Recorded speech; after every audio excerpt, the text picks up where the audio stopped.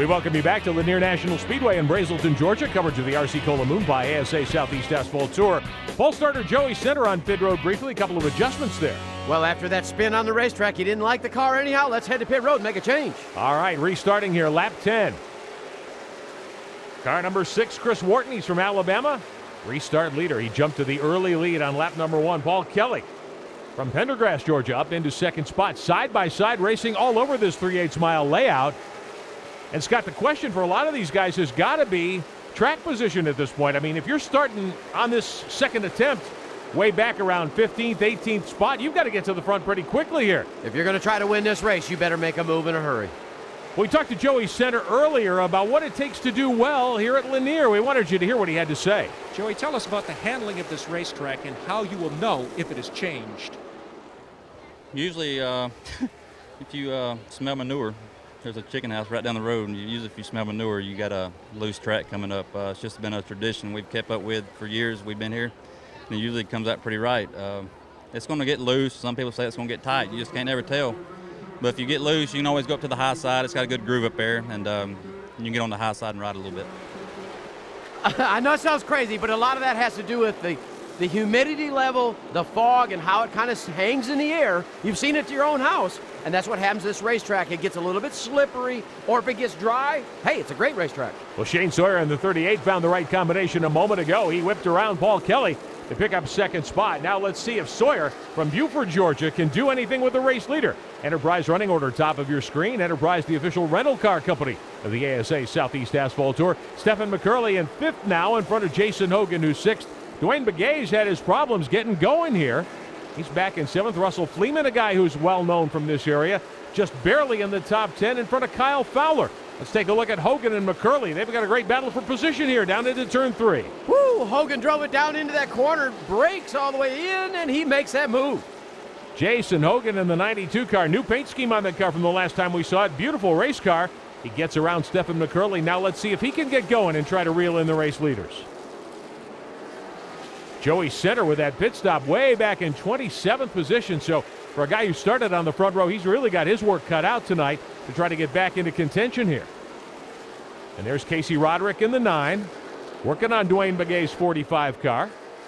And the lead now in some questions. Sawyer in the 38 going for it. He gets underneath the 6 car of Wharton. Horton used that outside groove where all that sticky is up there. You can keep your momentum going. You get a great run. But the 38 is very, very quick. Remember, he was our pole sitter, the fastest qualifier. He was also the fastest in practice this afternoon. Shane Sawyer on the low side takes the lead away from Chris Wharton in car number 6. Paul Kelly continues to run 3rd. So now what'll happen? Can Sawyer do a lot with this? Or can Wharton just ride for a while, cool off his tires a little bit, and try to take another run at getting the lead back? We have a long ways to go, and if you run green for 40, 50, even 60 laps, these tires will start changing, so you've got to be careful. Don't use them up too quick. Jay Middleton, our points leader in the Redneck Pepper 74 car, still stuck in 19th. He's been having quite a battle here with the 15 car. That's the car of Zach Reardon from Buford, Georgia.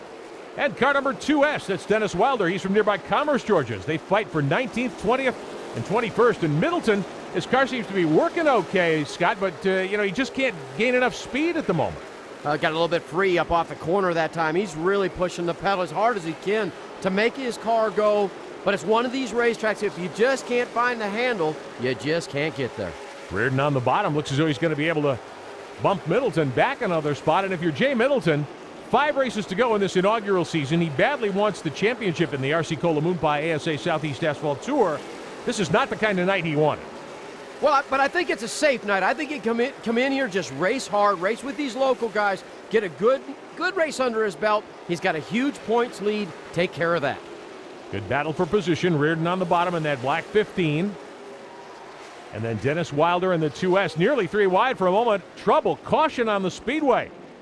Car goes around coming off turn number 4, our second yellow of the night here on lap 28. The 84 car of Clay Alexander, Mike Alexander's son, out of Franklin, Tennessee, raced with us at Nashville Fairgrounds earlier in the summer. Clay used to be called Mike Alexander Jr. Now he wants to be known as Clay. Some front end damage on that machine. Must have had some contact before he went around. Well, it would be very easy to have contact out here when we've got 30 race cars beating and banging. but it's very slippery when you come up off turn 4. Part of the huge crowd for the James Garrison Memorial 100 here at Lanier National Speedway. Downstairs to Mark Allen, one of our series regulars with a problem. Scotty Ellis, who had come to this track to test but had been running very poorly, just had a spring rubber inserted into his left rear spring. Well, you got to think that the car was a little bit loose, so they'll put a little bit of bite in the car, put that spring in there. That'll have more impact on the left rear spring. Try to drive off the corner. All right, 27 laps complete. Working lap 28. Remember, caution laps do not count in the RC Cola Moon Pie ASA Southeast Asphalt Tour. And trouble for the 38. The race leader goes up the racetrack. Maybe missed his shift, and that gives Chris Wharton the lead back. So Shane Sawyer. And we've got more trouble down into the corner. The 15 car of Reardon goes around. The 98 machine of Russell Fleeman already in the wall, and the caution waves again, so no restart. Zach Reardon from Buford, Georgia, spun that Don Schumacher racing car around, and there's Fleeman. He backed into the inside wall. Yeah, the USA Auto Sales Ford sure looks a little bit shorter right now. Everybody went down into turn 3. They're on the brakes, and it just stacks everybody up behind them. Well, Sawyer's able to get the 38 refired. We'll see if he'll make the restart. Here's how it all began. He just never came up to speed. Reardon spins the 15. He sees the 38 up high. He sees Fleeman against the wall, I guess.